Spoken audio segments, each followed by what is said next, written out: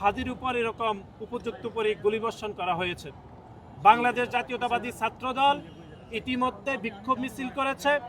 আমরা যারা গুলিবর্ষণকারী, যারা সন্ত্রাসী, তাদেরকে যেন অতি দ্রুত সময়ের মধ্যে এই অন্তর্বর্তীকালীন সরকার গ্রেপ্তার করে সে দাবি জানাচ্ছি।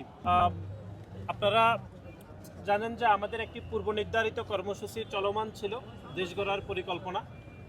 সেই কর্মসূচি চলমান রেখেই আমরা বাংলাদেশ জাতীয়তাবাদী ছাত্রদল, কেন্দ্রীয় সংসদ এবং ঢাকা বিশ্ববিদ্যালয়, আমরা ইনকিলাব মঞ্চের মুখপাত্র ওসমান শরীফ হাদিকে আমরা দেখতে এসেছি। এটি অত্যন্ত দুর্ভাগ্যজনক এবং একই সাথে আশঙ্কা কারণ হয়ে দাঁড়িয়েছে যে গতকালই ত্রয়োদশ জাতীয় সংসদের তফসিল ঘোষণা করা হয়েছে।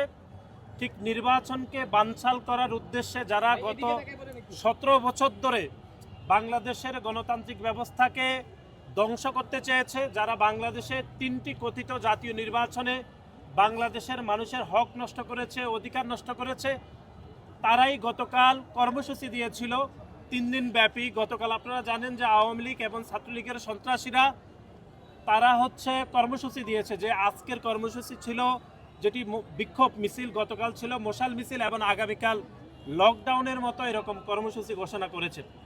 সুতরাং আমরা মনে করি গতকাল যে তফসিল ঘোষণা করা হয়েছে সেই নির্বাচনকে বানচাল করার উদ্দেশ্যে ইনকিলাব মঞ্চের মুখপাত্র ওসমান শরীফ হাদির উপর এরকম উপযুক্ত করে গুলিবর্ষণ করা হয়েছে। বাংলাদেশ জাতীয়তাবাদী ছাত্রদল ইতিমধ্যে বিক্ষোভ মিছিল করেছে। আমরা যারা গুলিবর্ষণকারী, যারা সন্ত্রাসী, তাদেরকে যেন অতি দ্রুত সময়ের মধ্যে এই অন্তর্বর্তীকালীন সরকার গ্রেপ্তার করে সে দাবি জানাচ্ছি। এবং আপনারা জানেন যে জনাব হাদি জুলাই এবং আগস্টের গণ অভ্যুত্থানের সম্মুখ সারিতে একজন জুলাই যোদ্ধা। এরকম একজন জুলাই যোদ্ধাকে, যিনি এই অন্তর্বর্তীকালীন সরকারের ত্রয়োদশ জাতীয় সংসদে এই সংসদীয় আসনে যিনি স্বতন্ত্র প্রার্থী হিসাবে নিজেকে ঘোষণা দিয়েছেন। সুতরাং আমরা মনে করি আওয়ামী লীগ সন্ত্রাসীরা হয়তোবা এই তফসিল ঘোষণাকে কেন্দ্র করে তার উপর হামলা করতে পারে। তারপরে আমরা মনে করি এই অন্তর্বর্তীকালীন সরকার পুরো ঘটনা তদন্ত করে প্রকৃত খুনিদের যেন গ্রেপ্তার করে সে দাবি বাংলাদেশ জাতীয়তাবাদী ছাত্রদল জানাচ্ছে।